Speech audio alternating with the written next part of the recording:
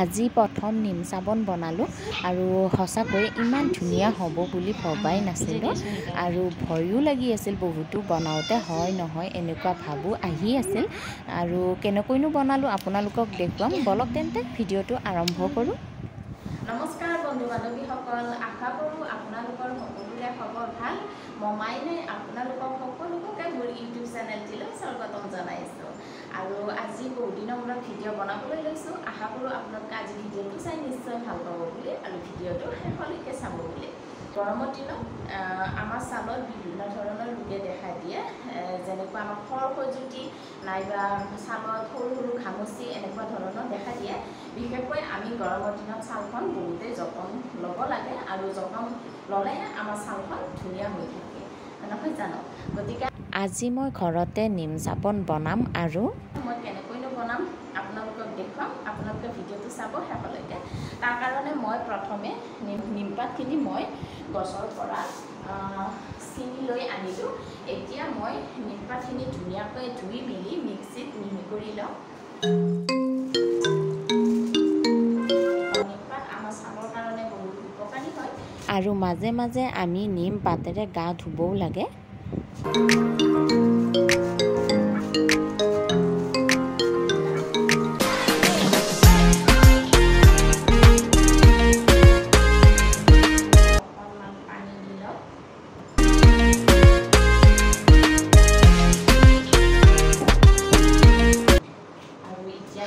ধুনীয়াকৈ মিক্সিত মিহি কৰি লওঁ।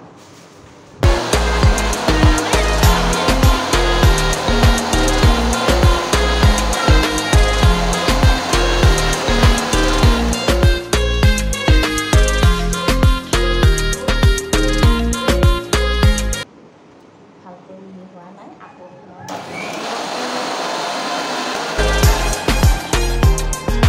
নিমপাতখিনি ধুনীয়াকৈ মিহি হৈছে।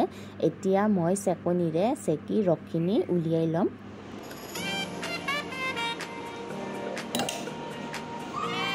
এখন হাতেৰে কেমেৰাটো ধৰি থাকিবলগীয়া হৈছে, তাৰ কাৰণে বহুত অসুবিধা হৈছে।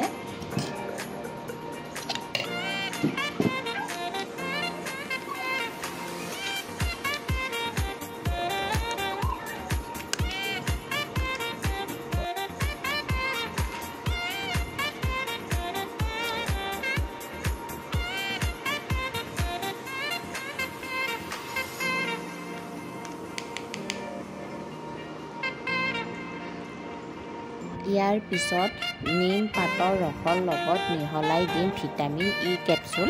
ভিটামিন ই কেপচুলো আমাৰ ছালৰ কাৰণে বহুত উপকাৰী হয় আৰু আমি ৰাতি শোৱাৰ আগতে গোলাপ জলৰ লগত এটোপাল যদি ভিটামিন ই কেপচুল মিহলাই আমি গালত সানো, পিছদিনা আমাৰ মুখখন উজ্জ্বল হৈ পৰে আৰু ভিটামিন ই কেপচুলো আমি চেম্পুৰ লগত ব্যৱহাৰো কৰিবও পাৰোঁ। ভিটামিন ই কেপচুল আমাৰ চুলিৰ গুৰিৰ কাৰণেও বহুত উপকাৰী হয়। ইয়াতে মই দুটোপাল দিম, 1 চামুচ নহয় আধা চামুচ হোৱাকৈ মই ইয়াতে কেপচুল দিম।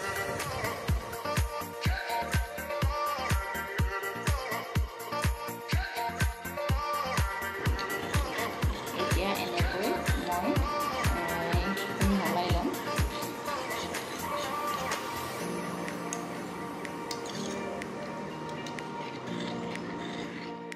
অনলাইন কৰি আনিছিলোঁ চব বেজখিনি এতিয়া মই ধুনীয়াকৈ সৰু সৰুকৈ কাটি লওঁ। এতিয়া চচটোত পানী অকণমান দি লওঁ।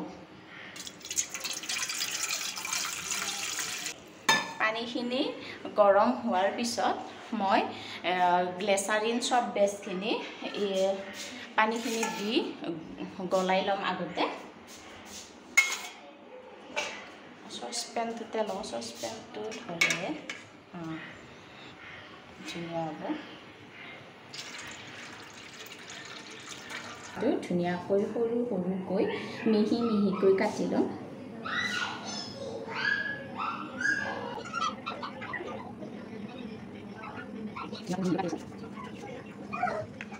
এয়া ধুনীয়াকৈ গলিবলৈ লৈছে। ভালকৈ এইখিনি ধুনীয়াকৈ গলিবলৈ দিম। সব বেষ্টখিনি ধুনীয়াকৈ গলি গৈছে আৰু গলি যোৱাৰ পিছত আমি যিখিনি ইয়াতে ভিটামিন ই কেপচুল আৰু নিমপাতৰ ৰস যিখিনি মিহলাই লৈছিলোঁ এইখিনি ইয়াতে ধুনীয়াকৈ দি দিম।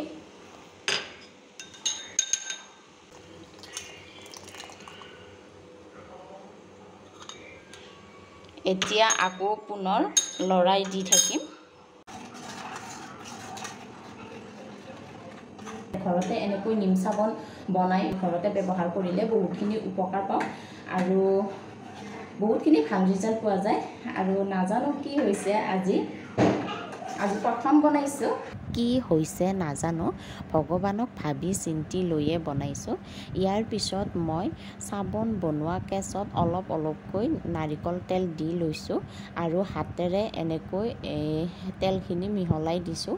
ব্ৰাছ থাকিলে ব্ৰাছেৰেও এনেকৈ দিব পাৰি, কিন্তু মোৰ ব্ৰাছ অনা নাই, গতিকে মই আঙুলিৰে এনেকৈ দি দিছোঁ। তাৰপিছত মই যিখিনি বনাইছোঁ চাবোনৰ কাৰণে সেইখিনি ইয়াতে অলপ অলপকৈ এনেকৈ ঢালি গৈ আছোঁ।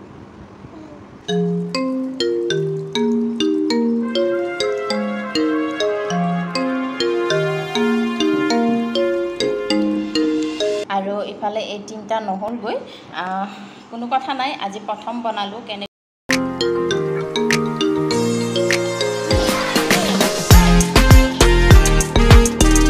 10-11 মিনিটৰ পিছত ঠাণ্ডা হৈ গৈছে আৰু এয়া হৈ গৈছে নিম চাবোন। ইমান ধুনীয়া হ'ব বুলি ভবাই নাছিলোঁ, একদম দোকানৰ নিচিনাই হৈছে। আৰু এতিয়া মই গোটেইকেইটা এনেকৈ এৰুৱাই ল'ম। একেবাৰে হুবহু দোকানৰ নিচিনাই হৈছেগৈ চাবোন, আৰু কোনে ক'ব ঘৰত বনোৱা চাবোন বুলি। আৰু আজি ভিডিঅ'টো ইমানতে সামৰণি মাৰিলোঁ। অন্য এটি নতুন ভিডিঅ' লৈ আপোনালোকৰ মাজলৈ পুনৰ আহিম। আজিলৈ এৰিছোঁ, বাই।